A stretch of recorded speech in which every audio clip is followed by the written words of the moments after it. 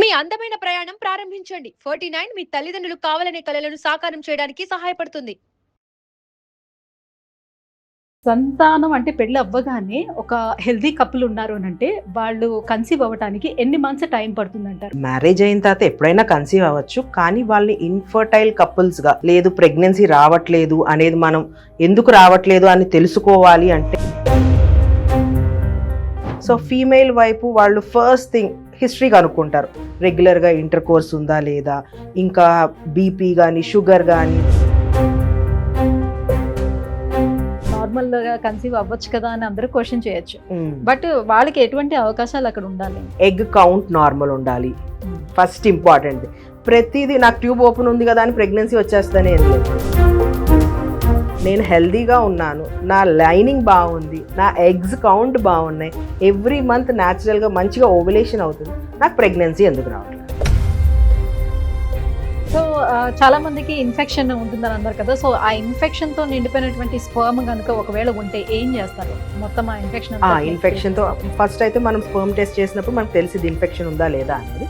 అలాంటప్పుడు మనం యాంటీబయాటిక్స్ ఇస్తాం. నార్మల్గా స్పర్మ్ ఇప్పుడు ఇన్ కేస్ ఐయుఐ కానీ ఐవీఎఫ్ చేసినప్పుడు ఆబ్వియస్గా స్పర్మ్ మనం వాష్ చేస్తాం. సో ఆ ఇన్ఫెక్షన్ అనేది పోయేటట్టు చేసుకున్న తర్వాతే మీ పికప్ ద ఐవీఎఫ్లో అనుకోండి, మనం ఒక్కొక్క స్పర్మ్ని పిక్ చేసుకొని. రైట్, ట్రీట్మెంట్స్ విషయానికి వచ్చేస్తే ఫస్ట్ ఐయుఐ అనేది ఎవరికి అసలు సూటబుల్, ఎవరు చేయించుకోవచ్చు, ఎన్ని సిట్టింగ్స్ చేసుకోవడానికి అవకాశం ఉంటుంది?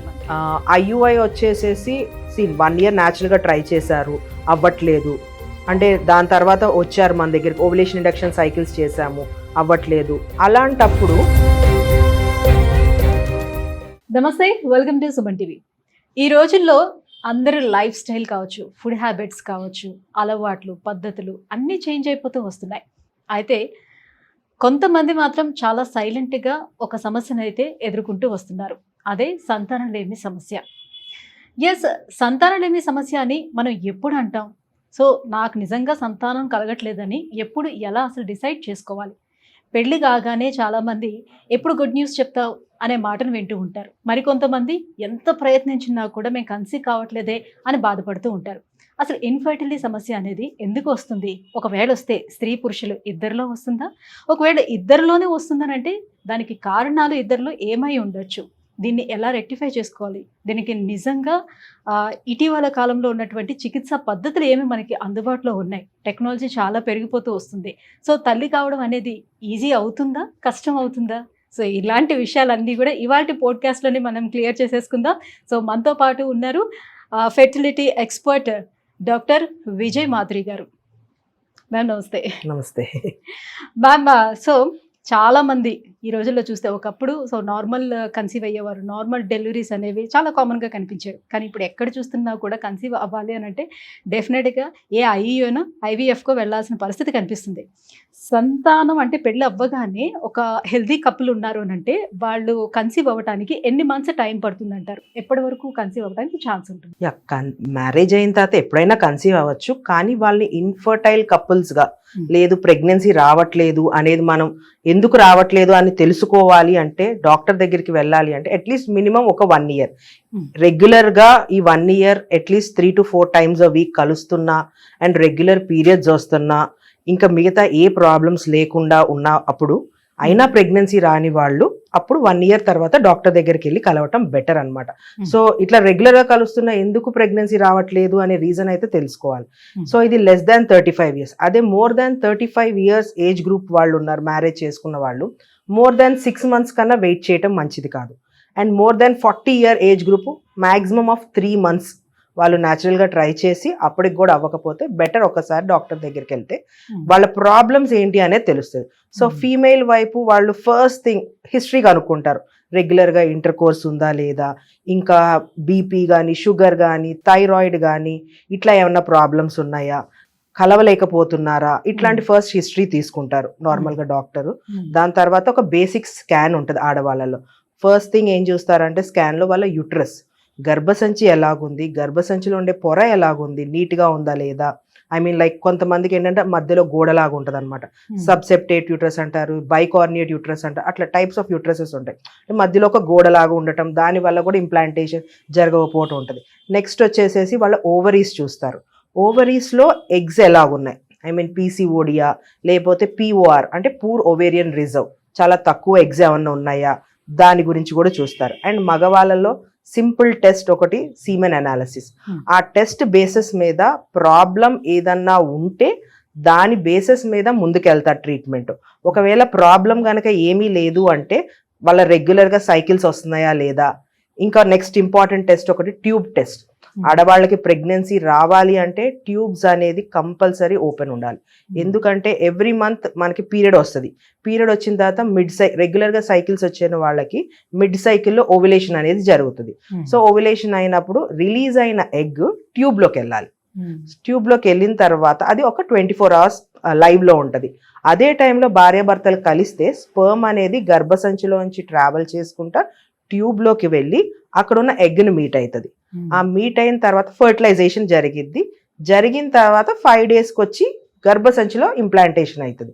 సో ట్యూబ్స్ అనేది చాలా చాలా ఇంపార్టెంట్. కొంతమంది అన్ని బాగున్నాయి స్కాన్లో అని అనేసుకుంటారు, కానీ ట్యూబ్ టెస్ట్ చాలా మంది నెగ్లెక్ట్ చేస్తారు. ఈ ట్యూబ్ టెస్ట్ నెగ్లెక్ట్ చేస్తే మేబీ ట్యూబ్లోనే ప్రాబ్లం ఉండొచ్చు, సబ్ క్లినికల్ గా అంతకుముందు ఏమైనా ఇన్ఫెక్షన్స్ ఉండొచ్చు, దాని వల్ల కూడా ట్యూబ్స్ మూసుకుపోయి ఉండొచ్చు అనమాట. సో క్లియర్ గా ఎక్కడ ప్రాబ్లం ఉంది అనేది తెలుసుకోవాలి. సో 1 year వరకు న్యాచురల్ ట్రై చేయండి ఫర్ షూర్ కపుల్స్. 1 yearకి మించి మీరు నిజంగా ప్లాన్ చేస్తుంటే అప్పటికి కూడా ప్రెగ్నెన్సీ రాకపోతే బెటర్ ఒకసారి ఫర్టిలిటీ కన్సల్టెంట్ని కలిస్తే వాళ్ళు బేసిక్ టెస్ట్ చేస్తారనమాట. సో ఈ రోజుల్లో అందరూ సెటిల్ అవ్వటానికే ఒక 30 years వరకు టైం తీసుకుంటున్నారు. సో పెళ్లి చేసుకోవడం అనేది 30sలో చేసుకునేటప్పుడు పిల్లలు కండం అనేది 35 బిలోనో చేస్తున్నారు. సో 30 years దాటిపోయిన తర్వాత పిల్లలు కనటానికి ఎందుకు ప్రాబ్లం అవుతుంది, ఏం జరుగుతుంది ఒక ఉమెన్లో? సో నార్మల్గా ఫర్టైల్ పీరియడ్ విమెన్కి ఎక్కడంటే 21 to 30లో ఈజీగా కన్సీవ్ అవుతారు. ఇప్పుడు మనకున్న లైఫ్ స్టైల్ బట్టి మన స్ట్రెస్ లెవెల్స్ చాలా అందరికీ స్ట్రెస్ ఎక్కువ అయిపోతుంది. దీనివల్ల కూడా నార్మల్గా 30 ఏజ్ దాటితే ఫర్టిలిటీ అనేది డిక్లైన్ అవుతుంది ఆబ్వియస్గా, because of the life style కానీ మన పొల్యూషన్ కానీ మన స్ట్రెస్ వల్ల కానీ. దీనివల్ల 30 తర్వాత కన్సీవ్ అవటం కొంచెం తగ్గుతుంది.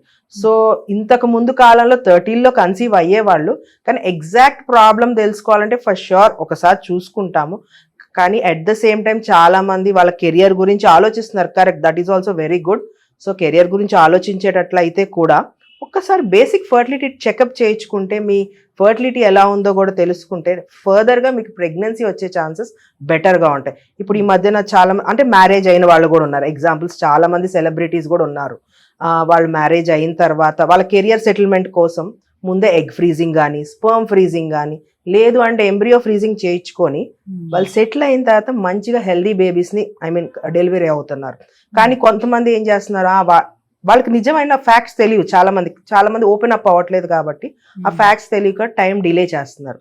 ఎట్లా అవుతుందంటే లైక్ 35 దాకా వెయిట్ చేస్తున్నారు, ఎగ్ రిజర్వ్ టోటల్గా డౌన్ అయిపోతుంది. ఆ టైంలో ఎంత ట్రీట్మెంట్ ఇచ్చినా క్వాలిటీ ఆఫ్ ఎగ్ మనకి రాదనమాట. సో అలాంటప్పుడు ప్రెగ్నెన్సీ చాలా డిఫికల్ట్ ఉంటుంది. ఈవెన్ మేల్స్లో కూడా స్మోకింగ్, డ్రింకింగ్, ఈ ల్యాప్టాప్స్ యూసేజ్ ఎక్కువైపోయింది, మొబైల్ ఫోన్స్ యూసేజ్ ఎక్కువైపోతుంది. వీటన్నిటి వల్ల కూడా వాళ్ళకి ఆబ్వియస్గా స్పర్మ్ తగ్గిపోతుంది. ఇవన్నిటిని వాళ్ళు లైట్ తీసుకుంటున్నారు బేసికలీ, అది కూడా ఒక ఇంపార్టెంట్ థింగ్. సో కానీ ఆడపిల్లలు వాళ్ళు పుట్టినప్పుడే వాళ్ళ ఓవరీస్ లోని ఎన్ని ఎగ్స్ అనేది కౌంట్ అనేది అది ఫిక్స్ అయిపోయి ఉంటుంది కదా. సో దట్ ఎర్లీ ప్యూబర్టీ వల్ల కూడా 30s వచ్చేసరికల్లా ఈ సంతానం లేకపోవడం అనేది జరుగుతుంది. యా అది కూడా అవ్వచ్చు.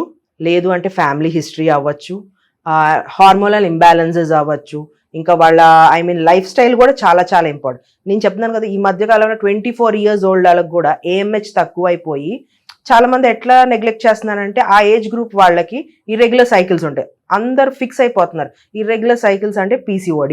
ఓకే, నాకు PCOD అనే ప్రాబ్లం ఉంది, ఇర్రెగ్యులర్ సైకిల్స్ అందుకనే వస్తున్నాయి, పర్లేదులే అందరికీ నార్మల్ అయిపోద్దని. లేదు, అట్లా లైట్ తీసుకోవద్దు. ఎగ్ ఫార్మేషన్ సరిగ్గా లేకపోవటం, at the same time PCOD అనుకున్న వాళ్ళకి POR అంటే అసలు ఎగ్జే ఉండట్ల. మెనోపాజ్ ఎప్పుడు వస్తుంది మనకి 45 to 50 వస్తుంది. కానీ కొంతమందికి 24 yearsకే మెనోపాజ్ వస్తుంది. వాళ్ళని POI premature ovarian insufficiency, maybe because of hereditary అవ్వచ్చు, లేదు అంటే వాళ్ళ హార్మోనల్ ఇంబ్యాలెన్స్ అవ్వచ్చు, లైక్ జెనెటిక్ థింగ్స్ ఆబ్వియస్గా చెప్పాను.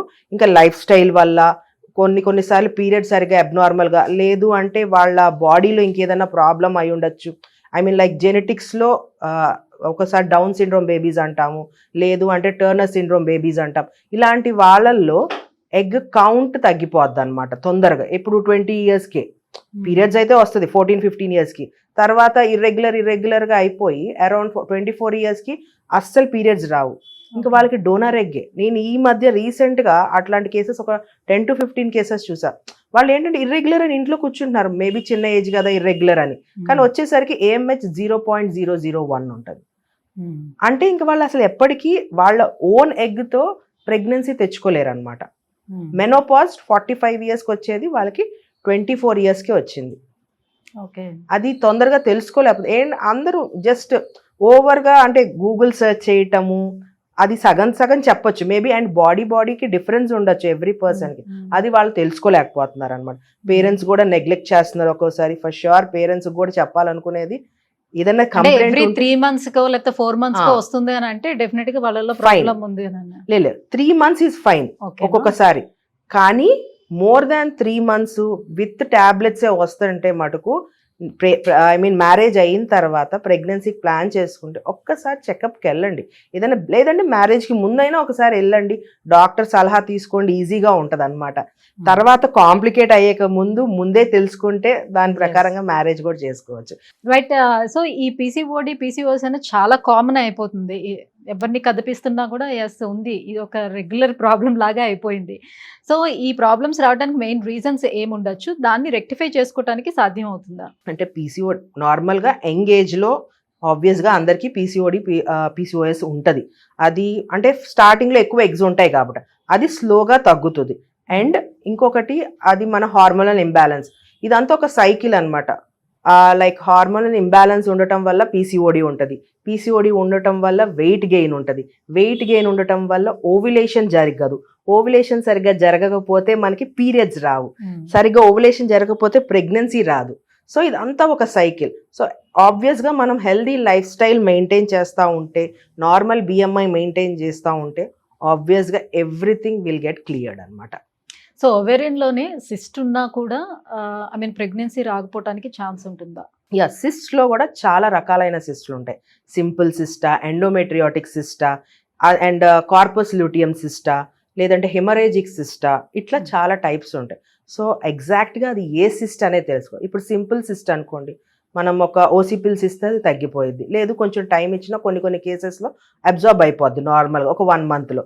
లేదు హెమరేజిక్ సిస్ట్ అయినా కూడా ఒక్కొక్కసారి మనం ట్యాబ్లెట్స్ ఇస్తే తగ్గిపోద్ది.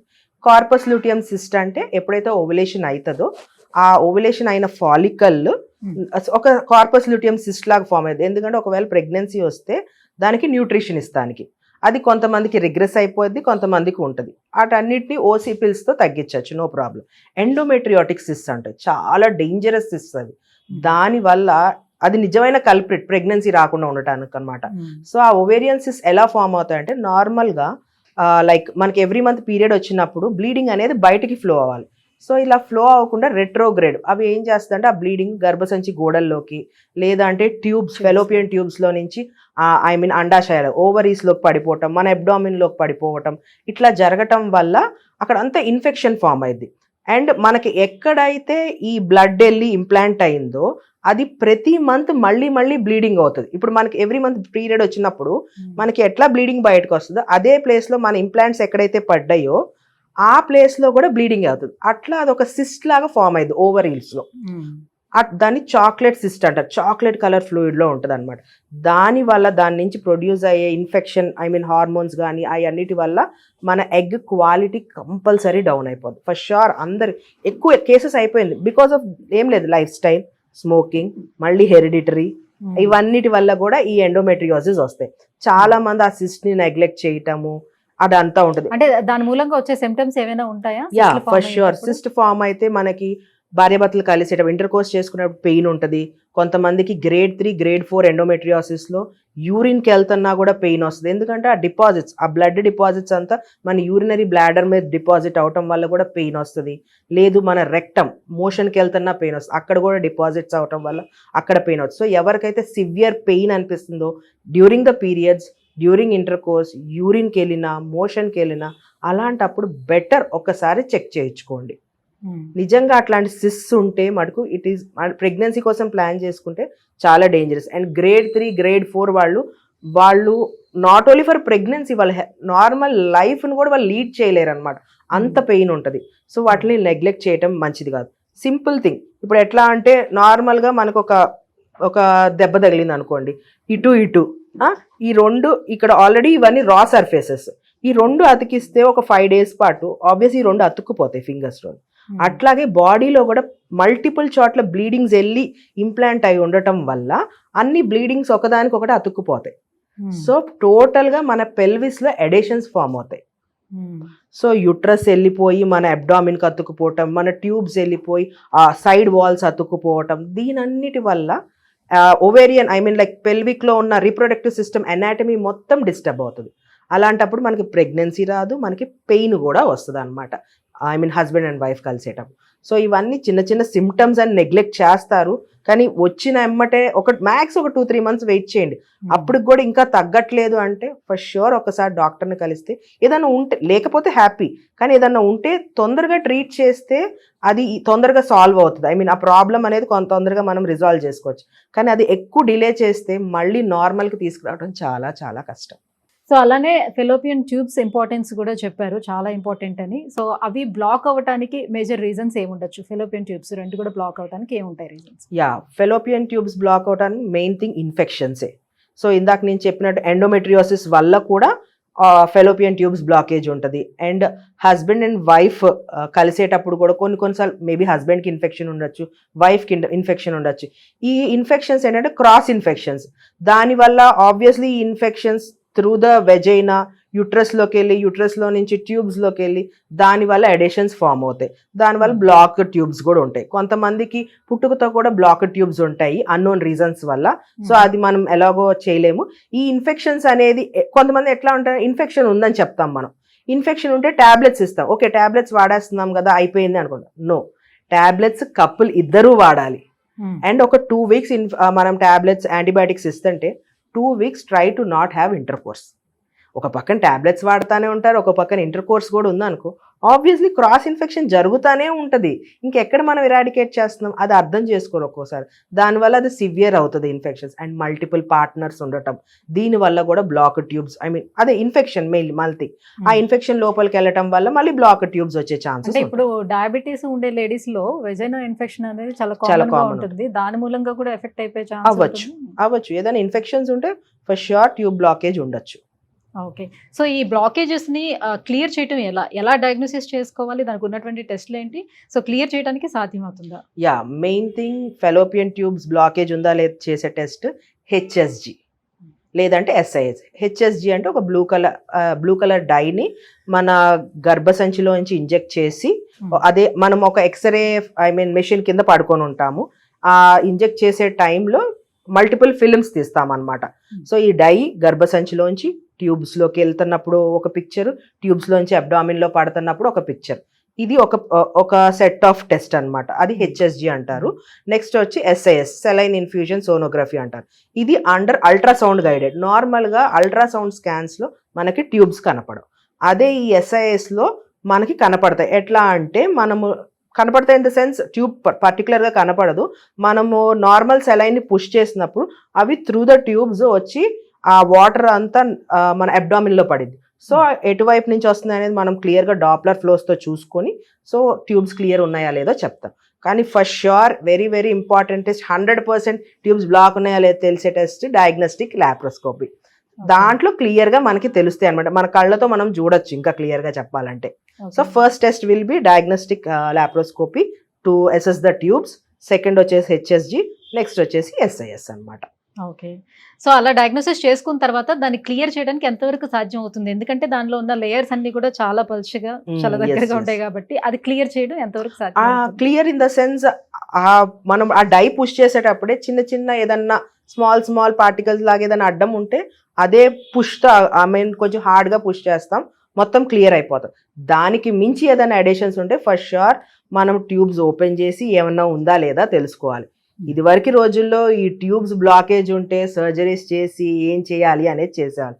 కానీ ఇప్పుడు IVF అడ్వాన్సెస్ వచ్చిన తర్వాత tubes most of the times ఎవరు ముట్టుకోవట్లేదు. అంటే Okay. ఎందుకు అంటే tubes are very sensitive.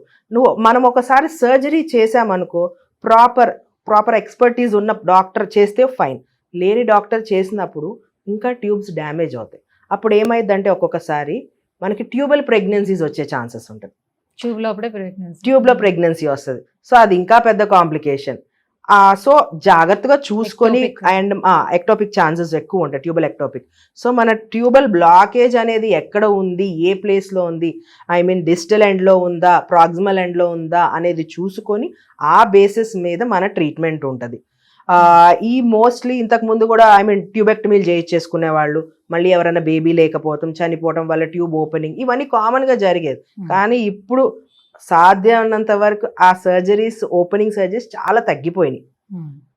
Mostly IVF will be the better option అనే చెప్తున్నారు అందరూ, ఎందుకంటే అడ్వాన్సెస్ వల్ల. మళ్ళీ స్పెసిఫిక్గా చాలా మళ్ళీ ఇప్పుడు ట్యూబల్ ఓపెనింగ్ చేసిన 100% సక్సెస్ ఏం లేదు, అన్నీ ఓపెన్ అవుతాయి. సర్జరీ అయిన తర్వాత మళ్ళీ 3 months వెయిట్ చేయాలి మనం. 3 months వెయిట్ చేసిన తర్వాత మళ్ళీ నేను చెప్పిన హెచ్ఎస్జీ టెస్ట్ ఉంది కదా, అది చేయించుకొని ట్యూబ్స్ ఓపెన్ ఉన్నాయా లేదా, అప్పుడు మనకి ఒక క్లారిటీ వస్తుంది. బిఫోర్ ఏమైనా అబార్షన్స్ లైక్ అలాంటివి జరిగినా కూడా యా ఆబ్వియస్లీ ప్రీవియస్ గా tubal I mean like abortions జరిగున్నా కూడా అది ఐ మీన్ డిఎన్సీ లాగా చేసినా, లేదంటే కొన్నిసార్లు ప్రోడక్ట్స్ మిగిలిపోతాయి, దానివల్ల ఇన్ఫెక్షన్స్ వస్తాయి. దానివల్ల లేదు నార్మల్ డెలివరీ అయినా, సిజేరియన్ అయినా కూడా చాలా మందికి ఒక్కొక్కసారి బ్లాకేజెస్ అవుతాయి. సో ప్రాబ్లం ఏంటి అనేది తెలుసుకోవాలి ఫస్ట్ షూర్. తెలుసుకున్న తర్వాత దానికి సొల్యూషన్ డిపెండ్స్. ఎవ్రీ పేషెంట్కి మేము ఐవీఎఫ్ అని చెప్పట్లేదు నేను, మళ్ళీ స్పెసిఫిక్గా case to case it differs అనమాట. ఒక tube block, in case tubes block ఉన్నాయి అనుకోండి, వాళ్ళ ఏజ్ గ్రూప్ కూడా చూస్తాం. If they are more than 30-35 age group, tube block ఉంది అండ్ ఎగ్ కౌంట్ తక్కువ ఉంది, స్పర్మ్ బాగాలేదు, ఇంకా అలాంటప్పుడు ట్యూబ్ ఓపెన్ చేయించుకున్నా కూడా ప్రెగ్నెన్సీ వచ్చే ఛాన్సెస్ తక్కువ ఉంటాయి. అలాంటప్పుడు వి సజెస్ట్ దెమ్ ఐవీఎఫ్. అదే చిన్న ఏజ్ గ్రూప్ అనుకోండి, దాని బేసిస్ మీద we'll try to explain them, procedure చేస్తాం, అప్పుడు కూడా ఓపెన్ అవ్వకపోతే దాని ప్రకారంగా మళ్ళీ ముందుకెళ్తాం అనమాట. యా, 2 ఓవరీస్ నుంచి 2 ట్యూబ్స్ ఉంటాయి కదా, సో ఒక ట్యూబ్ బ్లాక్ అయిపోయినా కూడా దీని ఇన్ఫెక్షన్ మళ్ళీ ఇంకో ట్యూబ్ కూడా స్ప్రెడ్ అవుతుందా? అట్లా ఏముండదు. ఒక ట్యూబ్ బ్లాక్ అయ్యింది, సో ఇంకో ట్యూబ్ ఓపెన్ ఉంటే ఆ ట్యూబ్ నుంచి మనం ప్రెగ్నెన్సీ ప్లాన్ చేసుకోవచ్చు. ఒకవేళ ట్యూబ్ ఇన్ఫెక్ట్ అయ్యి ఉంటే దాన్ని కంప్లీట్ గా దాన్ని క్లోజ్ చేయడం ఏమైనా చేస్తారా? దాని నుంచి ఇన్ఫెక్షన్ ఏమైనా యుట్రస్ కి వెళ్తుందా? అది కూడా ఏంటంటే అదే మీరు అన్నట్టు హైడ్రోసాల్పింగ్స్ అంటారు, ఇన్ఫెక్టెడ్ ఫ్లూయిడ్ అంతా ట్యూబ్ లో చేరుకుపోయి ఉంటది అనమాట. అది ఎప్పుడు మనం చూస్తామంటే ఎప్పుడైతే ఇప్పుడు నేను ఇదంతా కనెక్టెడ్ అన్నాను కదా, uterus and the tubes are connected. ఈ ఫెలోపియన్ ట్యూబ్స్ లో ఉన్న ఫ్లూయిడ్, ఇన్ఫెక్టెడ్ ఫ్లూయిడ్ యూట్రస్ లోకి డ్రిబుల్ అవుతుంది. ఇదంతా ఒక ఓపెనింగ్ అంటాను కదా, సో ఆ డ్రిబుల్ అవుతుంటే మటుకు ఫస్ట్ షూర్ యూట్రస్ ఇన్ఫెక్షన్స్ వస్తాయి. ఇన్ కేస్ ప్రెగ్నెన్సీ, ఈ ట్యూబ్ నుంచి వచ్చిన ప్రెగ్నెన్సీ వచ్చినా కూడా దానివల్ల అది ప్రాబ్లం. ఒక స్మాల్ డ్రాప్ ఆఫ్ ఫ్లూయిడ్ కూడా ఇంప్లాంట్ అయిన ఎంబ్రియోని పుష్ చేస్తుంది, ఇంప్లాంట్ అవ్వకపోయినా అట్లీస్ట్ వచ్చిన ఎంబ్రియోని పుష్ చేసేస్తుంది అనమాట బయటికి. సో ఒకవేళ ఆ ఫ్లూయిడ్ కనుక గర్భసంచిలోకి వస్తుంటే it's better we clip that fallopian tube అనమాట. లేదంటే తీసేయటం కానీ క్లిప్పింగ్ అని చేస్తామన్నమాట. కరెక్ట్గా uterus and I mean like fallopian tube joining దగ్గర ఒక క్లిప్పింగ్ చేస్తాం. అప్పుడు ఆ ఇన్ఫెక్టెడ్ ఫ్లూయిడ్ లోపలికి రాదు, కాబట్టి ప్రెగ్నెన్సీ వచ్చే ఛాన్సెస్ చాలా బెటర్ ఉంటుంది. చాలా మంది కేసెస్ ఉన్నారు, న్యాచురల్ కేసెస్ కూడా ఒక ట్యూబ్ ఇన్ఫెక్టెడ్, అలాంటప్పుడు క్లిప్పింగ్ చేస్తే ఇంకో ట్యూబ్ నుంచి మంచిగా ప్రెగ్నెన్సీ వచ్చేది. ఒకటే ట్యూబ్ నుంచి ప్రెగ్నెన్సీ రావడానికి కూడా వాళ్ళకి ఎలాంటి అవకాశాలు ఉండాలి అని, ఇప్పుడు నాకు ఉంది కదా ఒక ట్యూబ్ ఓపెన్ ఉంది, డెఫినెట్ గా నేను నార్మల్ గా కన్సీవ్ అవ్వచ్చు కదా అని అందరూ క్వశ్చన్ చేయొచ్చు. బట్ వాళ్ళకి ఎటువంటి అవకాశాలు అక్కడ ఉండాలి? అది చెప్తున్నాను కదా ఇందాక కూడా, I mean like egg count normal ఉండాలి, ఫస్ట్ ఇంపార్టెంట్. ప్రతిదీ నాకు ట్యూబ్ ఓపెన్ ఉంది కదా అని ప్రెగ్నెన్సీ వచ్చేస్తుందని ఏం లేదు. మీ ఎగ్ కౌంట్ ఉండాలి. Egg I mean like ovary కూడా డిస్టార్టెడ్ గా వేరే చోట ఎక్కడికో వెళ్ళి ఉండటం కాదు. Ovary tube I mean like ఎక్కడ ఉండాల్సిన అనాటమీ అట్లాగే ఉండాలి. At the same time husband sperm బాగుండాలి. అండ్ మీ యూట్రస్ లో ఉన్న లేయర్ మంచిగా పెరుగుతుంది, గుడ్ ట్రిపుల్ లైన్ ఉండాలి. Endometrium layer 8 mm minimum with good triple line ఉంటే ప్రెగ్నెన్సీ వచ్చే ఛాన్సెస్ చాలా బెటర్గా ఉంటుంది. ఒట్టి ట్యూబ్ అని కాదు, అన్ని it is all a synchronous thing అనమాట. మన యూట్రస్ బాగుండాలి, మన ట్యూబ్స్ బాగుండాలి, మన ఓవరీస్ లో ఉన్న ఎగ్ క్వాలిటీ బాగుండాలి, హస్బెండ్ స్పర్మ్ బాగుండాలి. ఇవన్నీ నార్మల్ గా ఉంటే it is all a synchronous thing which happens inside the body. And చాలా మంది కేసెస్ ఉన్నారు, మా స్పర్మ్ బాగుంది మేడం, నేను హెల్దీగా ఉన్నాను, నా లైనింగ్ బాగుంది, నా ఎగ్స్ కౌంట్ బాగున్నాయి, ఎవ్రీ మంత్ న్యాచురల్గా మంచిగా ఓవులేషన్ అవుతుంది, నాకు ప్రెగ్నెన్సీ ఎందుకు రావట్లేదు? అన్ఎక్స్ప్లెయిన్డ్ కేసెస్ వీళ్ళంతా. ఇందా చెప్పినట్టు ఎగ్ రిలీజ్ అవుతుందా లేదా అనేది, ఐ మీన్ ఓవులేషన్ అవుతుందా లేదా అనేది ఏ డాక్టర్ అయినా చెప్తారు. లేదంటే మీకు ఓవులేషన్ కిట్స్ వాడుతున్నారు చాలా మంది, దాని ద్వారా కూడా మనకు తెలుస్తుంది. కానీ రిలీజ్ అయిన ఎగ్ ట్యూబ్లోకి వెళ్తుందా లేదా అనే దానికి ఏ టెస్ట్ లేదు, ఏ డాక్టర్కి కూడా తెలియదు. సరే, రిలీజ్ అయిన ఎగ్ ట్యూబ్లోకి వెళ్తే అదే టైంలో స్పర్మ్ వెళ్ళి కలుస్తుందా లేదో కూడా టెస్ట్లు ఉండవు అనమాట. సో అది ఎందుకు అంటే లేదు, అది ఎప్పుడు తెలుస్తుంది? ఓకే, ఈ మంత్ ఎండింగ్కి ఎప్పుడైతే మీ పీరియడ్ ఎక్స్పెక్ట్ చేస్తున్నారో పీరియడ్ రాలేదు, మీకు ప్రెగ్నెన్సీ టెస్ట్ చేస్తే పాజిటివ్ వచ్చింది. సో నేను రెట్రోస్పెక్టివ్గా నేను అనుకోవచ్చు, ఓకే ఈ మంత్ రిలీజ్ అయిన ఎగ్ ట్యూబ్లోకి వెళ్ళిన ఎగ్ని స్పర్మ్ కలిసింది కాబట్టి ప్రెగ్నెన్సీ వచ్చింది. నేను ఇందాక ఇది చెప్తాను. ఇప్పుడు ఇది ఫెలోపియన్ ట్యూబ్ అనుకోండి, ఇది మీ ఓవరీ. ఈ రెండు బాడీలో ఫ్లోట్ అవుతుంది. ఎప్పుడైతే ఓవరీ ఎగ్ని రిలీజ్ చేస్తుందో it's a fraction of second thing ఈ ట్యూబ్ దాన్ని హోల్డ్ చేసుకోవాలి. ఒకవేళ ఆ ట్యూబ్ దాన్ని హోల్డ్ చేసుకోలేకపోతే ఆ ఎగ్ మీ అబ్డామిన్ లో పడిపోద్ది. ఇది వెళ్తేనే ఆ మంత్ అనేది మీకు ఒక ట్రయల్ అనేది జరగచ్చు. అది వెళ్ళకపోతే ఎక్కడ ఎగ్గే లోపలికి వెళ్ళట్లేదు ట్యూబ్ లోకి, ఎన్ని స్పర్మ్స్ వెళ్ళినా ఏం ప్రయోజనం? So it's all a synchronous thing, natural thing which should happen in the body. And దానికి ఏ టెస్ట్లు లేవు. అవ్వట్లేదు మేడం, మాకు అన్ని బాగున్నాయి కదా, అవ్వట్లేదు అని. ఆ two things which are very important, no doctor can diagnose. It's very simple. దాని వల్ల ప్రెగ్నెన్సీస్ రావు. అవి అయితే టయానికి, అదే చెప్తున్నాను, చాలా మంది కేసెస్ అవ్వట్లేదు అని 4-5 years ట్రై చేస్తారు, అన్ని నార్మల్ ఉన్నా. మళ్ళీ దానికి కూడా ఏమైనా మెడిసిన్స్ ఉంటాయా? ఏమి ఉండవు. మహా అయితే ఏ డాక్టర్ అయినా ఫాలికల్ పెంచగలరు, ఓవిలేషన్ కి ఇంజెక్షన్ ఇవ్వగలరు, అంతవరకు చేస్తారు. ఆ ఓవిలేట్ అయిన ఎగ్ ఎక్కడికి వెళ్ళిందో ఏ డాక్టర్కి తెలియదు. సో అది it's a simple thing, it's a fraction of second thing, it should happen అంతే ఇన్సైడ్ ద బాడీ. అదంతా వాళ్ళ బాడీని బట్టి ఉంటుంది అనమాట. చాలా మంది ట్రై చేసి ఐయుఐస్ ట్రై చేస్తారు, అంతా నార్మల్గా ఉన్నాయని. ఐవీఎఫ్ ట్రై చేసి ఫెయిల్ అయిన వాళ్ళు కూడా ఉంటారు, లాస్ట్కి న్యాచురల్గా వచ్చేస్తారు. ఇది అన్ఎక్స్ప్లెయిన్డ్ కేసెస్లో కేసెస్ ఉన్నారు. అవ్వట్లేదు కదా మేడం, ఐవీఎఫ్కి వెళ్తా అని వస్తారు. సో ఈ మంత్ ఎగ్ పికప్ అంతా అయిపోయింది, ఒక 1 month అట్లా కొంతమంది గ్యాప్ తీసుకుంటారు, నెక్స్ట్ మంత్ ఎంబ్రియో ట్రాన్స్ఫర్ చేద్దామని. ఈ 1 month లోనే చాలా మంది కన్సీవ్ అవుతారు తెలుసా. అది ఎప్పుడు జరిగిద్దా మిరకిల్ అనేది ఎవరు చెప్పలేరు. అదే it's a synchronous thing, compulsory చెప్తున్నా, అదంతా ఒక synchronous thing which should happen inside their own body. మీరు ఎంత అడిగినా కూడా పాపం ఏ డాక్టర్ చెప్పలేరు ఆ విషయాన్ని. సో అలానే ఎండోమెట్రియం లేయర్ యొక్క ఇంపార్టెన్స్ ఏంటి దీంట్లో? ఎండోమెట్రియం లేయర్ అనేది, ఇప్పుడు మన ఎగ్జాంపుల్, ఒక ప్లాంట్ రావాలి అంటే ఒక సీడ్, నేల రెండు బాగుంటేనే ఒక ప్లాంట్ అనేది వస్తుంది. అట్లాగే మనకి ఇక్కడ సీడ్ ఏంటి, ఎంబ్రియో ఎలా ఫామ్ అయ్యింది, ఎగ్ స్పర్మ్ రెండు కలిపితే ఫామ్ అయ్యే ఎంబ్రియో. అది వచ్చి మన యూట్రస్లో ఇంప్లాంట్ అవ్వాలి. యూట్రస్లో ఇంప్లాంట్ అవ్వాలంటే దాని మీద ఒక లేయర్ ఫామ్ అవుతుంది, ఎండోమెట్రియం. ప్రాపర్గా బ్లడ్ సప్లై అయ్యి దాని లోపలికి ఆ ఎంబ్రియో అనేది లోపలికి వెళ్ళి దానికి బ్లడ్ సప్లై రావటానికి ఆ థిక్నెస్ కావాలన్నమాట. అది మంచిగా ఉంటేనే ప్రెగ్నెన్సీ కూడా వస్తుంది. సో ఈ రెండు important, embryo and the endometrium. And endometrium layer కూడా మినిమం 7 to 10 లేదు అంటే 8 to 10 mm with a good triple line ఉండాలి. మంచిగా 3 lines కనిపిస్తాయి. అలా ఉంటే ప్రెగ్నెన్సీ ఛాన్సెస్ బెటర్ ఉంటుంది. కానీ కొంతమందికి నార్మల్గా కన్నా 8 mm నార్మల్ అంటున్నారు, ఇంకా 6 mm వచ్చే వాళ్ళు ఉంటారు. ఇంకా వాళ్ళ బాడీ అంతే ఉంటుంది. అలాంటప్పుడు మనం సాధ్యమైనంత ట్రై చేస్తాం మెడికేషన్స్ ఇచ్చి పెంచడానికి. రాకపోయినా మంచి ట్రిపుల్ లైన్ కనిపిస్తే ప్రెగ్నెన్సీ. ఎందుకు ఇవాళ అంత స్పెసిఫిక్గా చెప్తానండి, ఇవాళ నా patient I was trying 3-4 months, తనకి ఐయుఐస్ చేసాము రాలేదు, ఐవీఎఫ్ చేసాము, ఐవీఎఫ్లో కూడా ఒక సైకిల్కి సరిపడే ఎంబ్రియోస్ వచ్చినాయి. 2 cycles క్యాన్సిల్ చేసా, 3 cycles క్యాన్సిల్ చేసా, తన లైనింగ్ మాక్సిమం 6.2-6.5 కన్నా పెరగట్లా. సరే అని ఎంబ్రియో ట్రాన్స్ఫర్ చేసి ఇవ్వాలే పాజిటివ్ అనమాట. సో మనం ఒట్టి థిక్నెస్, కొన్ని కేసెస్, అన్ని కేసెస్ అనట్లేదు, బాడీ టు బాడీ డిఫరెన్సెస్. థిక్నెస్తో పాటు మనం మంచి గుడ్ ట్రిపుల్ లైన్, ఆ స్ట్రక్చర్ అనేది బాగుంటే ప్రెగ్నెన్సీ వచ్చే ఛాన్సెస్ చాలా బెటర్గా ఉంటాయి. రైట్. సో ఇవన్నీ కూడా బాగానే ఉన్నాయి, లేదు అని అంటే ఐవీఎఫ్కి వెళ్ళారు అనుకుందాం. సో డైరెక్ట్గా ఇంజెక్ట్ చేస్తారు కాబట్టి ఓకే ఐవీఎఫ్ అయిపోతుంది, డెఫినెట్గా కన్సీవ్ అయిపోతాం అనే దీంట్లో ఉంటారు. But what about uterus health అనేది ఎంత ఇంపార్టెంట్, ఎంత హెల్తీగా ఉండాలి, అందులో వచ్చే కాంప్లికేషన్స్ ఏమి ఉంటాయి? యూట్రస్ మంచి, లైక్ మనం చూసేది మెయిన్ థింగ్ లైనింగ్ ఒకటి, దాంతోపాటు ఏమైనా ఫైబ్రాయిడ్స్ ఉన్నాయా, ఎడినోమయోసిస్ ఉందా, ఎండోమెట్రియోసిస్ ఉందా, ఇవన్నీ కూడా చెక్ చేసుకోవాలన్నమాట. ఈ కొంతమందికి పెద్ద పెద్ద ఫైబ్రాయిడ్స్ ఉంటాయి అన్నమాట. ఆ ఫైబ్రాయిడ్స్ ఎక్కడ ఉన్నాయి, ఆ ప్లేస్మెంట్ ఒకవేళ ఎక్కడ ఉంటే, ఇప్పుడు అది మన గర్భసంచి లేయర్ అంటే ఎండోమెట్రియం లేయర్ అంటున్నాను కదా, ఆ లేయర్కి టచ్ అవుతుంటే మటుకు సాధ్యమంత వరకు తీసేయటం బెటర్. కానీ ఆ సైజ్ ఎంత ఉంది అది కూడా తీసిన ఇంపార్టెంట్. తర్వాత అప్పుడు ప్లాన్ చేసుకోమని చెప్తున్నారు. If it is touching the endometrium layer, అంటే ఇప్పుడు నార్మల్ గా ఒక లేయర్ అనేది ఇట్లా ఉందనుకో, దాన్ని నొక్కేస్తుంది అనుకోండి ఏదన్నా ఫైబ్రాయిడ్, అలా ఒక ఫస్ట్ నొక్కేస్తుంటే మటుకు కంపల్సరీ ఆ ఫైబ్రాయిడ్ ప్రెగ్నెన్సీని ఇంప్లాంట్ చేయకుండా ఆపుతుంది అని అర్థం.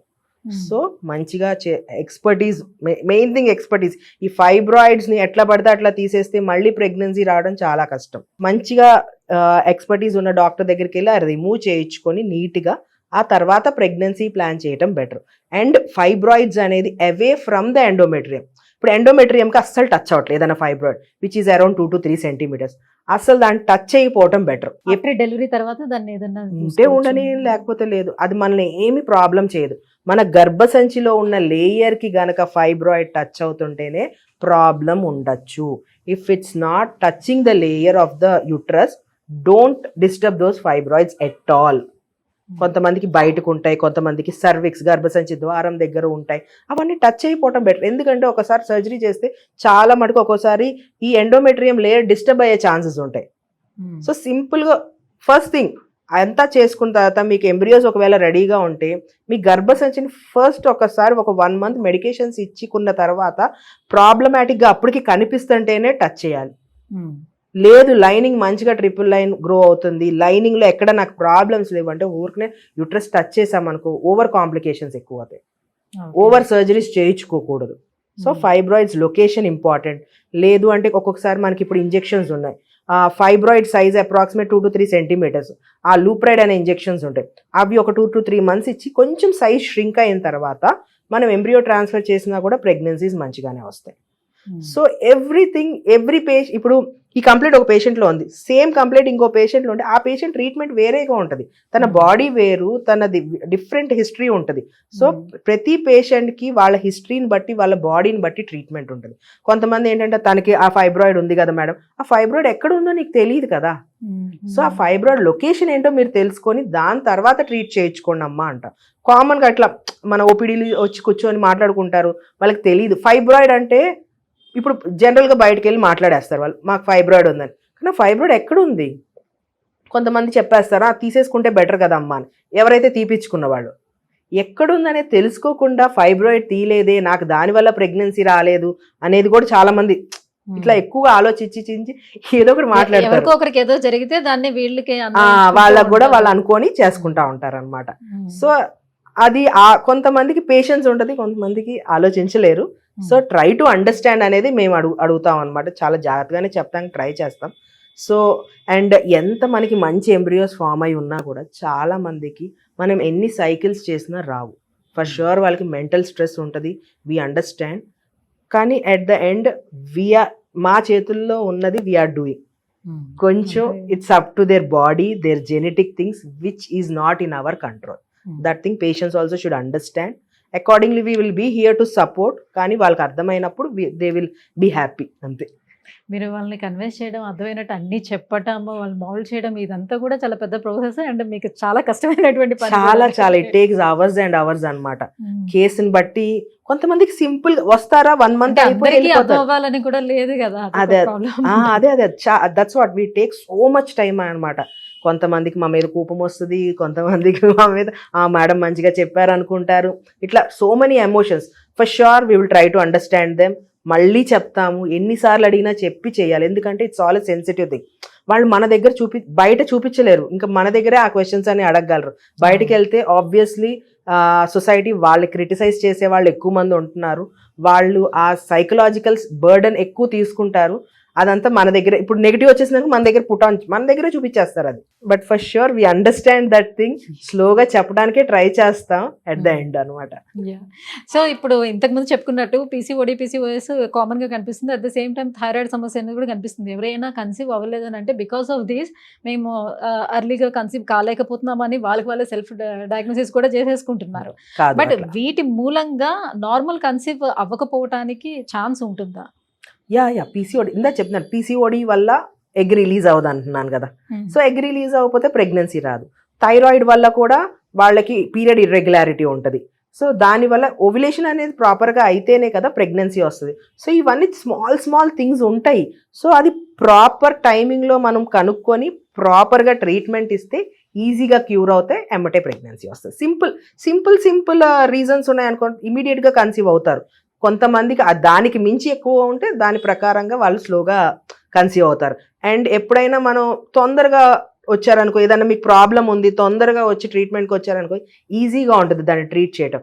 ప్రొలాంగ్డ్గా కూర్చున్నారనుకోండి అది డిలే అవటం వల్ల ఇంకా ఎక్స్ట్రా ప్రాబ్లమ్స్ ఉంటుంది. అండ్ ప్రెగ్నెన్సీ టైం లైన్ కూడా టైం పట్టిద్ది. మనం ట్రీట్మెంట్ స్టార్ట్ చేసిన తర్వాత మీకు ప్రెగ్నెన్సీ రావడానికి కూడా ఇంకా ఎక్కువ టైం పట్టిద్ది అనమాట. సో ఎవరైతే ఫాస్ట్గా డయాగ్నోస్ చేస్తే ఫాస్ట్గా ప్రెగ్నెన్సీ వస్తుంది, లేట్గా డయాగ్నోస్ చేస్తే కొంచెం లేటే అవుతుంది. ఏదైనా అంతే ఏదైనా అంతే. అదే. సో రీసెంట్ గా ఒక విమెన్ నన్ను వచ్చి అడిగారు, మీరు చాలా ఇంటర్వ్యూస్ చేస్తుంటారు కాబట్టి మేబీ మీకు తెలిసే ఉంటుందేమో, చాలా మంది డాక్టర్స్ దగ్గర వింటూ ఉంటారు కదా, ఇప్పుడు ఇట్లా ఐవీఎఫ్లు ఇవి చేయించుకునేటప్పుడు హార్మోనల్ ఇంజెక్షన్స్ ఏవో ఇస్తారంటే కదా, సో అవి ఎక్కువగా తీసుకోవటం వల్ల క్యాన్సర్ వస్తుంది అని విన్నాను, నిజమేనా అని. సో ఈ భయంతో కూడా వాళ్ళు అప్రోచ్ అవ్వటానికి భయపడుతున్నారు అనే విషయం తెలిసింది. ఇది ఎంతవరకు వాస్తవం అంటారు? ఇది ఒక మిత్? అది ఆబ్వియస్లీగా మిత్తే. అట్లా ఏమీ లేదు. We do have cases 5-6 cycles చేయించుకున్న వాళ్ళు కూడా ఉంటారు, ఐవీఎఫ్ సైకిల్స్. దానివల్ల అస్సలు కాదు, ఏం లేదు, బెనిఫిటే. అండ్ చాలా మంది హార్మోనల్ ఇంజెక్షన్స్ వల్ల వెయిట్ పుట్ ఆన్ అవుతాము, స్ట్రెస్ అయిపోతుంది, అస్సలు ఏముండదు. అంత మంచిగా అయిపోయి ప్రెగ్నెన్సీ వచ్చేస్తుంది అనుకో, దే విల్ బీ హ్యాపీ, ఏమీ ప్రాబ్లం ఉండదు. నేను బాగున్నాను మేడం, నాకు వెయిట్ గెయిన్ అవ్వలేదు, ఏమీ లేదు. అదే ఏదన్నా ప్రాబ్లం అయ్యి వాళ్ళకి మంచిగా ఎంబ్రియో ఫామ్ అవ్వలేదు, లేదు ప్రెగ్నెన్సీ రాలేదంటే stress it's all a psychological thing అనమాట. So for sure we should accept it. ఏ డాక్టర్ మోస్ట్లీ అవసరం లేకుండా ఇంజెక్షన్స్ ఇవ్వరు, అవసరం లేకుండా ట్రీట్మెంట్స్ చెయ్యరు అనమాట. సో వాళ్ళకి అవసరాన్ని పట్టే చేస్తారు, ఎవరు రాంగ్ ట్రీట్మెంట్స్ కూడా ఇవ్వరు.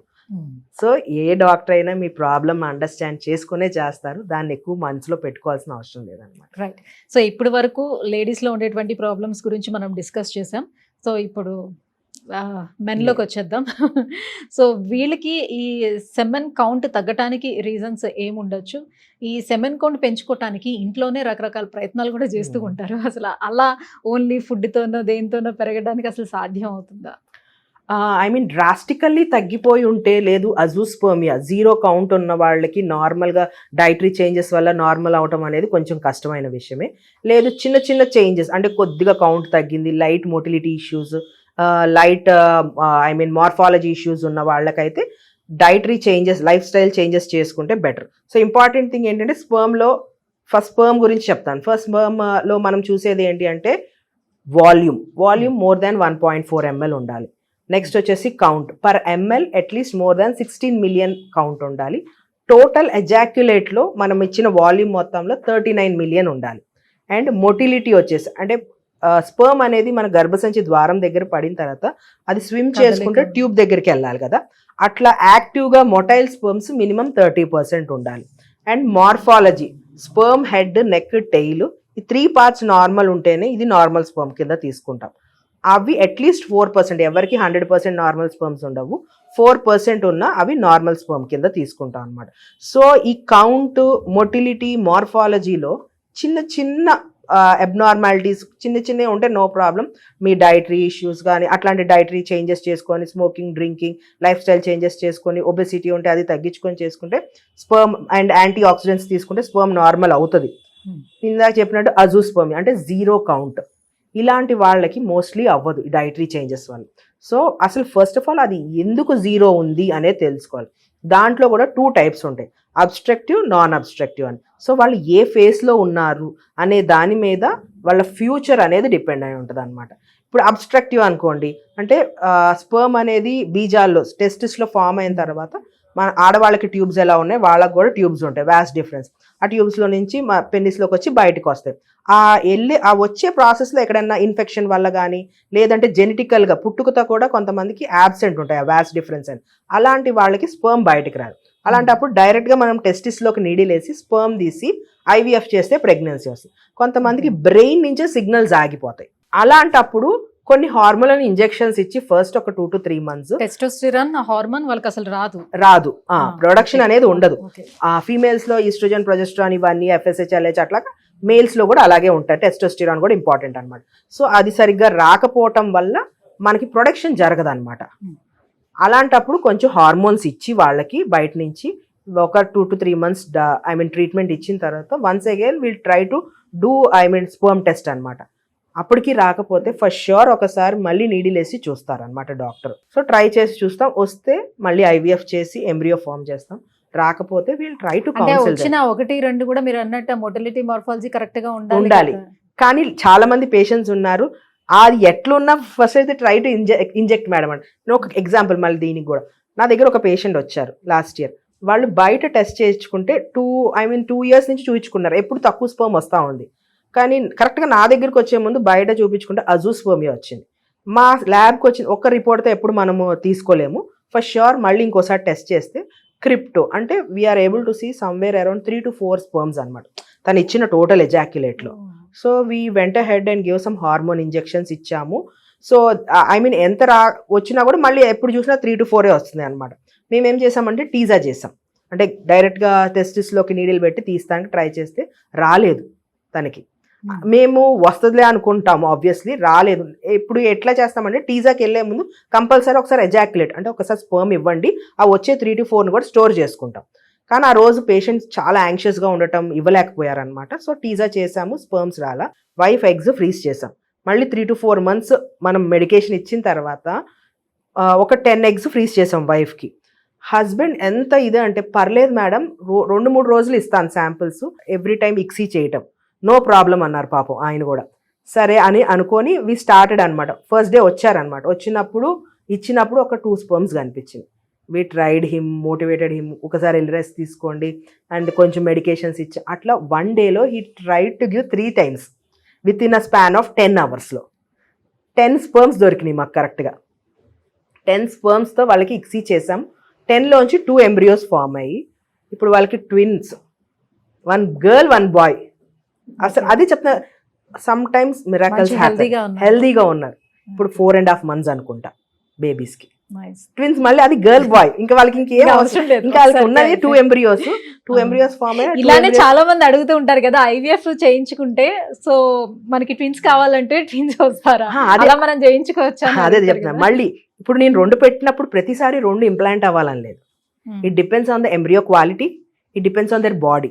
2 పెట్టినప్పుడు ఒక్కోసారి 1 ఇంప్లాంట్ అవ్వచ్చు, ఒక్కొక్కసారి 2 కూడా ఇంప్లాంట్ అవ్వచ్చు. ఓకే, ఇంప్లాంట్ అవుతుంది లేనిది మనకి తెలుస్తుంది, అప్పుడే తెలుస్తుందా లేకపోతే ఎంబ్రియో ఫామ్ అయ్యేంత వరకు తెలియదు? ఎంబ్రియో ఇంప్లాంటేషన్ ఎప్పుడు అంటే 2 weeks తర్వాత మనకి ఎప్పుడైతే ప్రెగ్నెన్సీ టెస్ట్ పాజిటివ్ వస్తుందో అప్పుడు ఒకసారి చూస్తాం. ఒక్కొక్కసారి 2 కనిపిస్తాయి ఇంప్లాంట్ అయినట్టు. లేదు అంటే కంపల్సరీ 6 weeks 4 days టైంలో ఆ పాటికి 2 ఇంప్లాంట్ అయినాయా లేదా అనేది ఫస్ట్ షూర్ తెలిసిపోతుంది. ఓకే, అప్పటి వరకు అంటే ఏం చేయడానికి ఏం లేదు కావాలంటే. ఓకే, సో చాలా మంది అనుకునేది అదే, ఇంకా ఐవీఎఫ్ మనం చేయించుకోవడం మనకి ఎంతమంది కావాలంటే అంత మాక్సిమం ఆఫ్ 2 embryos వరకు పెడతాము.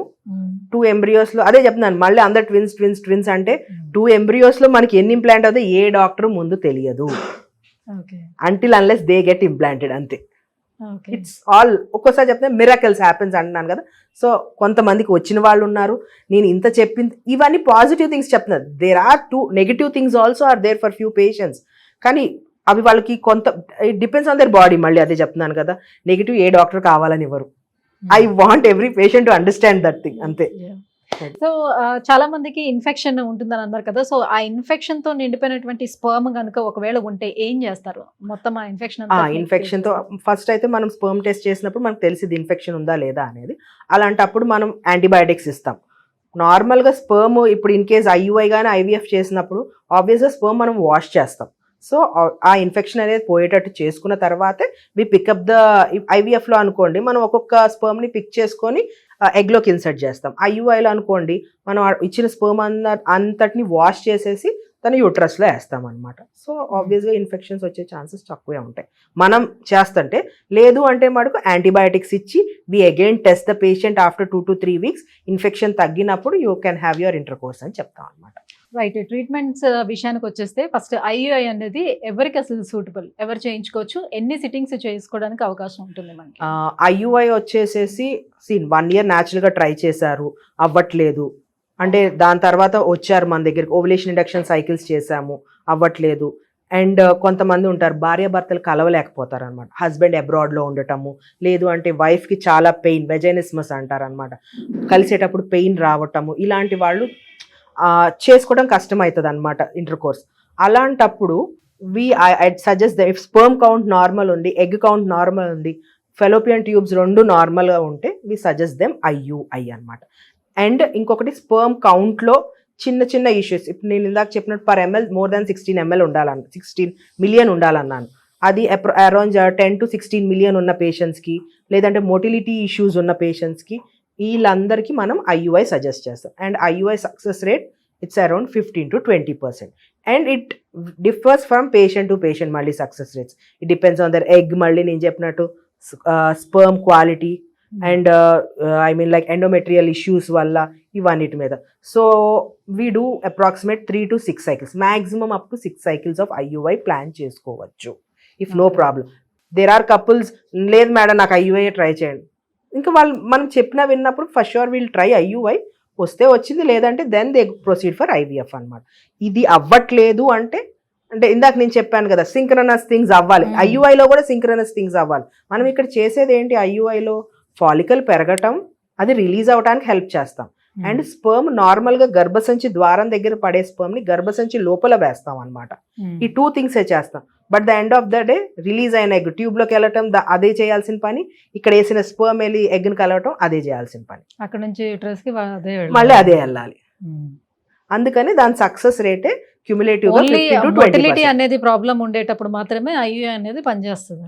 అది మొటిలిటీ మరీ తక్కువ ఉంటే పనిచేయదు. మళ్ళీ అట్లీస్ట్ లైక్ 15 to 20% వరకు ఉన్నప్పుడు సక్సెస్ రేట్, 15 కన్నా తక్కువ ఉంటే మళ్ళీ దానికి మొటిలిటీ కొంచెం తక్కువ ఉంటుంది కాబట్టి వెళ్ళే ఛాన్సెస్ ఒక్కోసారి తక్కువ ఉంటుంది అనమాట. So if in case IUI success కాలేదు, ఇంకా ఫర్దర్ ప్రాసెస్ IVF కి వీళ్ళు ఎలిజిబుల్ అని ఎట్లా డిక్లేర్ చేస్తారు? IVF కి వీళ్ళే ఎలిజిబుల్ అంటే ఫర్ ష్యూర్ స్పర్మ్ చూస్తాం, మళ్ళీ ఎగ్ కౌంట్ ఎలా ఉంది. సో పేషెంట్ టు పేషెంట్ మళ్ళీ సక్సెస్ రేట్స్ డిఫరెంట్ ఉంటుంది దీంట్లో కూడా. IVF ఇంతకుముందు మరీ చాలా తక్కువ ఉండేది, ఇప్పుడు at least around 70 to 75% success rates are there. And మళ్ళీ అదే చెప్తున్నా, ఎగ్ కౌంట్ని బట్టి స్పర్మ్ కౌంట్ని బట్టి ఉంటుంది అనమాట. ఇప్పుడు 10 eggs తీసాను అనుకోండి, if age group less than 30 years, sperm యావరేజ్గా ఉంది, ఈ 10 eggsలో నుంచి somewhere around 3 to 4 embryos form అవుతారు, 4 to 5 embryos ఫామ్ అవుతాయి. అదే more than 30 years ఉన్నారనుకోండి, AMH తక్కువ, ఎగ్ కౌంట్ తక్కువ ఉంది, క్వాలిటీ బాగాలేదను, వాళ్ళకి సమ్వేర్ అరౌండ్ 2 to 3 embryos, లేదంటే 1 to 2 embryos. అండ్ ఇంకా నేను ఇందాక చెప్పినట్టు ఎండోమెట్రియోసిస్, ఇంకా వేరే ఏదైనా ఇన్ఫెక్షన్స్ ఉన్నా, ఇంకా ఐ మీన్ ఓవరీస్ బాగా వెనక్కున్నా, అట్లా మల్టిపుల్ అంతకుముందు ఏదైనా సర్జరీస్ వల్ల ప్రాబ్లమ్స్ ఉన్నా, అలాంటి వాళ్ళకి మళ్ళీ సక్సెస్ రేట్స్ తగ్గుతూ ఉంటాయి. Every case is different. So IVF లోనే అడ్వాన్స్ ట్రీట్మెంట్ ఇక్సీనా? ఇక్సీ. ఓకే. అంటే ఇదివరకు రోజుల్లో ఎట్లా, ఈ IVF అంటే ఏంటి అంటే ఎగ్స్ తీసేవాళ్ళు, ఒక డిష్లో ఒక ఎగ్ పెట్టేసి కొన్ని స్పర్మ్స్ వేసేసేవాళ్ళు, వాటంతటా అవే ఫర్టిలైజ్ అవ్వాలి. ఇక్సీ అంటే ఏంటంటే we hold the egg and put the sperm inside it. ఎందుకంటే ఈ స్పర్మ్ ప్రాబ్లమ్స్ ఉండాలి, మోటిలిటీ ఇష్యూస్ ఉన్నా, మార్ఫాలజీ ఇష్యూస్ ఉన్నా, అవి స్పర్మ్ స్విమ్ అయ్యి వెళ్ళలేవు కదా, అందుకని మనమే స్పర్మ్ తీసుకెళ్ళి ఎగ్లోకి ఇన్సర్ట్ చేస్తాం. సో ఇప్పుడున్న టెక్నాలజీని చూస్తే ఇంకా ఎవరు అసలు కన్సీవ్ అవ్వరు అనే మాట ఇంకా తావు లేకుండా ఉంది, రైట్? సో ప్రతి ఒక్కరికి మాక్సిమం ఛాన్సెస్ ఉంటాయి, 95% వరకు మాక్సిమం ఛాన్సెస్. ఎగ్ పైన లేయర్ కూడా హార్డ్ గా ఉన్నా కూడా ఐ మీన్ మిక్సీ చేస్తే సాధ్యం అవుతుంది అంటారా? అంటే మనం మిక్సీలో అది దాంట్లో ప్రాబ్లం ఉండదు. న్యాచురల్ గా అయితే ఇప్పుడు PCODలో ఏమిటంటే షెల్ బాగా థిక్గా ఉంటుంది అనేది ఉంటుంది అనమాట. ఐ మీన్ లైక్ స్పర్మ్ అనేది దానంతటా అది వెళ్ళి పియర్స్ చేయలేదు. ఇక్సీలో for sure we take a needle and insert the sperm కాబట్టి ఆ థిక్నెస్ అట్లా ఏమీ ఉండదు అనమాట. ఓకే. సో ఇక్సీ కానీ IUI కానీ చేయించుకున్న తర్వాత ఎనీ ప్రికాషన్స్ తీసుకోవాలా? ఒకవేళ తీసుకోకపోవటం వల్ల కూడా ఫెయిల్ అయ్యే ఛాన్సెస్ ఏమైనా ఉంటుందా? మెడికేషన్లో ఉండాల్సిన అవసరం ఎంతవరకు ఉంటుంది? IUI అయిన తర్వాత బేసిక్ మెడికేషన్ ఇస్తాం, నార్మల్ రొటీన్ వర్క్ చేసుకోమంటాం, పెద్ద పెద్ద ఇంజెక్షన్స్ ఏముండవు, tablets, vaginal tablets or oral tablets ఉంటాయి. IVFలో మటుకు ఇట్స్ ఆల్మోస్ట్, ఎందుకంటే IUIలో న్యాచురల్ థింగ్ లాగే వాళ్ళకి కార్పస్ ల్యూటియం అనేది ఉంటుంది, ఎందుకంటే దాని నుంచి హార్మోన్స్ వస్తాయి, it will support. IVF it's not a natural thing, artificial. మనం బయట నుంచి ఒక ఎంబ్రియోని ప్లేస్ చేస్తున్నాం, సో హార్మోన్స్ అని బయట నుంచి ఇవ్వాలి. సో సింపుల్ థింగ్, అందరు ఊరికనే తుమ్మినా లేదంటే దగ్గినా లేదంటే ఇట్లా భయపడతారంటారు, కొంచెం ఎక్కువసేపు జర్నీ చేసినా ఫాస్ట్గా నడిచినా అట్లా ఏముండదు. ఒకసారి ఎంబ్రియో లోపల పెట్టిన తర్వాత ఆ వాల్స్ అన్ని మూసుకుపోతే బయటకి ఏమీ రాదు. ఫస్ట్ థింగ్ డాక్టర్ చెప్పిన ప్రిస్క్రిప్షన్ టైం టు టైం తీసుకోవాలి. ఓవర్గా స్ట్రెస్ తీసుకోవద్దు. ఎక్కువగా జర్నీస్ అయితే తగ్గించుకుంటే better. And strict bed rest అవసరం లేదు, మినిమల్ వర్క్ చేసుకోవచ్చు. ఇంపార్టెంట్ థింగ్ డ్రగ్స్ తీసుకోవాలి, స్ట్రెస్ ఫ్రీగా ఉండాలి అండ్ గూగుల్ సెర్చ్ చేయదు. మెయిన్ థింగ్ అది. అండ్ మీకు ఇచ్చిన డ్రగ్స్ వేరే పేషెంట్కి ఇవ్వాలని లేదు. మీ డ్రగ్స్ వేరే పేషెంట్కి వేరే డ్రగ్స్. వాళ్ళ బాడీని బట్టి వాళ్ళకి ఇస్తాం, మీ బాడీని బట్టి మీకు ఇస్తాం. వాళ్ళకి ఇచ్చారు కదా, వాళ్ళకి ప్రెగ్నెన్సీ వచ్చింది, మీకు ఇవ్వలేదు కదా, మీకు ప్రెగ్నెన్సీ రాలేదు, అదంతా ఉండదు. స్పెసిఫిక్గా మనం పర్సనలైజ్ ట్రీట్మెంట్ ఇస్తామన్నమాట. ఏ పేషెంట్కి ఎలాంటిది ఇవ్వాలి అనేది చూసుకొనే ఇస్తాం అనమాట. And last doubt, IUI and IVF చేయించుకున్న వాళ్ళు ఖచ్చితంగా సి సెక్షన్ కి వెళ్లాల్సిందేనా? నార్మల్ డెలివరీ అవ్వదంటారా? 100% నార్మల్ డెలివరీకి ట్రై చేసి, అంటిల్ అన్లెస్ బేబీస్ హెడ్ కిందకి లేకపోవటం, ట్రాన్స్వర్స్ లైలో ఉండటము అట్లా ఏదన్నా ఉంటేనే తప్పించి అదర్వైజ్ చక్కగా న్యాచురల్గా ట్రై చేసుకోవచ్చు. ఐయుఐ చేయించుకున్న, ఐవీఎఫ్ చేయించుకున్న, caesarean no, not at all. Right. So ఇలా ఇన్ఫర్టిలిటీ ప్రాబ్లమ్ వచ్చేటప్పుడు ఒక ఫెర్టిలిటీ సెంటర్ ఉంది అని ఫస్ట్ ఆఫ్ ఆల్ అందరికి బాగా తెలిసినటువంటి సెంటర్ ఫెర్టినైన్, రైట్? సో ఎవరిని కదిలించినా కూడా అందరికీ కూడా తెలుసు ఫెర్టినైన్ అంటే. సో ఫస్ట్ అది ఒకటే మోస్ట్లీ ఉంది అని అనుకున్నారు, తర్వాత చిన్న చిన్నవి చాలా వచ్చాయి అనుకోండి, అది తర్వాత థింగ్. సో ఫెర్టినైన్లో ఎప్పటి నుంచి, ఎన్నో సంవత్సరాల నుంచి ఉంది కాబట్టి, సో ఇక్కడ ఎలాంటి టెక్నాలజీని యూజ్ చేస్తున్నారు, మీ దగ్గర అందుబాటులో ఉన్నటువంటి ట్రీట్మెంట్స్ గురించి? మా ల్యాబ్స్ అని ISO స్టాండర్డ్ 6లో బిల్ట్ అయింది. కే సిస్టమ్ ఇంక్యుబేటర్స్ ఉన్నాయి, జీల్ట్రిక్స్ అలార్మ్ సిస్టమ్స్. ఏదైనా ప్రాబ్లం వచ్చినా కూడా ఎమ్మటే మనకి అలార్మ్స్ వస్తాయి అనమాట. ఐ మీన్ టెంపరేచర్ ప్రాబ్లమ్స్ ఏమన్నా ఉన్నా కూడా. అండ్ RI విట్నెస్ కార్డ్స్ అని ఇప్పుడు ఎక్కువగా ఈ మధ్యకాలంలో చాలా మటుకు mix and match of sperm and egg జరగటం ఇవన్నీ చూస్తాం. అవన్నీ జరగకుండా మన దగ్గర RI విట్నెస్ సిస్టమ్స్ అని ఉన్నాయి అనమాట. ఒక 2 కార్డ్స్ ఇస్తారనమాట, బార్ కోడింగ్ కార్డ్స్. అవి స్పెసిఫికలీ ఫర్ ద కపుల్ అనమాట. ఆ బార్ కోడింగ్ మనం కంపల్సరీ ఇక్సీ స్టేషన్ దగ్గర, అంటే లోపల ల్యాబ్లో తీసుకెళ్ళినప్పుడు వేరే బార్ కోడ్ ఉన్నది తీసుకెళ్తే మనకు అలార్మ్స్ వస్తాయి. ఇమీడియట్గా అది తీసేసేయాలని చెప్పి, మిక్స్ అండ్ మ్యాచ్ అవ్వకుండా. సో ఇవన్నీ latest technologies we do have in 49 for పేషెంట్కి మంచి హెల్దీ ప్రెగ్నెన్సీకి ఇంపార్టెంట్. మెయిన్ టెంపరేచర్స్ అనేది చాలా ఇంపార్టెంట్. ఎంబ్రియో ప్రిజర్వ్ చేసినప్పుడు ఆ టెంపరేచర్ సరిగ్గా లేకపోతే ఎంబ్రియో క్వాలిటీ డిస్టర్బ్ అవుతుంది. సో అవి మెయింటైన్ చేస్తానికి అండ్ పేషెంట్స్కి ఏమి మిక్స్ అండ్ మ్యాచ్ అవ్వకుండా, అలాంటి స్ట్రెస్ అవ్వకుండా ఉండటానికి, ట్రస్ట్ బిల్డ్ చేసుకోవడానికి కూడా మా దగ్గర ఉన్న RI విట్నెస్ వల్ల చాలా యూస్ఫుల్ అవుతుంది పేషెంట్స్కి. కే సిస్టమ్ ఇంక్యుబేటర్స్ ఇంతకు ముందు ఎట్లా ఉండేదంటే, ఇప్పుడు ఈ రోజు ఎగ్ పికప్ జరిగింది అండ్ ఇక్సీ చేసిన తర్వాత అన్ని ఒకే దాంట్లో పెట్టుండేవాళ్ళు అనమాట, ఒకే ఇంక్యుబేటర్లు. ఇప్పుడు మన దగ్గర ఎట్లా అంటే సపరేట్ ఇంక్యుబేటర్స్ వస్తాయి అనమాట. ఏ పేషెంట్కి ఆ పేషెంట్కి ఇంక్యుబేటర్. ఇప్పుడు ఒకసారి డోర్ ఓపెన్ చేసాం అనుకోండి, మిగతా అవి డిస్టర్బ్ అయిపోతాయి కదా. అట్లా కాకుండా ఇండివిజువల్గా దేనికి దానికి ఒక డోర్ ఉందనుకోండి, ఒక రూమ్ ఉంటే ఏ రూమ్కి ఆ రూమే తీస్తాం, మిగతా అవి డిస్టర్బ్ అవ్వవు. సో దాని ఎంబ్రియో క్వాలిటీ కూడా డిస్టర్బ్ అవ్వకుండా ఉండటానికి అలాంటి ఇంక్యుబేటర్ సిస్టమ్స్ ఉన్నాయి మన దగ్గర. సో ఇవన్నీ latest technologies we have in. So మీరు స్టార్టింగ్ లోనే చెప్పారు, సో ఇప్పుడు అందరూ కూడా ఈ ఎడ్యుకేషన్ దాంట్లో, కెరియర్ దీంట్లో పడి చాలా ఇయర్స్ వెయిట్ చేస్తున్నారు పిల్లల కోసం, చాలా లేట్గా కన్సీవ్ అవడానికి, ప్రెగ్నెన్సీని ప్లాన్ చేసుకుంటున్నారు. సో అలాంటి వాళ్ళు వాళ్ళ ఎగ్స్ని కానీ స్పర్మ్ని కానీ స్టోర్ చేసుకోవాలంటే మీ దగ్గర అందుబాటులో ఉందా? ఉంటే ఎన్ని ఇయర్స్ వరకు స్టోర్ చేసుకోవడానికి అవైలబుల్ ఉంది? మా దగ్గర ఎగ్ ఫ్రీజింగ్, స్పర్మ్ ఫ్రీజింగ్ ఉంది. According to ART guidelines minimum of 10 years మనం ఫ్రీజ్ చేసుకోవచ్చు. మీకు ఏదైనా మెడికల్ కండిషన్స్ వల్ల మీరు ఇంకా డిలే చేసుకుంటే మీరు కోర్ట్కి వెళ్ళేసి ఎక్స్ట్రా పర్మిషన్స్ తీసుకుంటే దానికి మించి కూడా beyond you can freeze your eggs or sperm. ఎందుకంటే కొంతమంది క్యాన్సర్స్ ఉంటాయి, ఇలాంటి వాళ్ళు కూడా ఫ్రీజ్ చేసుకుంటారు కాబట్టి వాళ్ళు మ్యారేజ్ చేసుకోవడానికి టైం పడుతుంది అట్లా అనుకుంటే మోర్ దాన్ దట్ మీరు ఫ్రీజ్ చేసుకోవచ్చు. మనమైతే ఇప్పుడు గవర్నమెంట్ ఆఫ్ ఇండియా ఇచ్చింది 10 years వరకు, not more than that. Thank you ma'am, thank you so much. So సంతానలేమి సమస్యలకు కారణాలు, దాంతో పాటుగా స్త్రీ పురుషులు ఇద్దరిలో కూడా ఎలాంటి ప్రాబ్లమ్స్ వల్ల ఈ సమస్య వస్తుంది, అండ్ మనకు అందుబాటులో ఉన్నటువంటి IUI IVF గురించి కూడా ఎక్స్ప్లెయిన్ చేసినందుకు thank you so much. Thank you.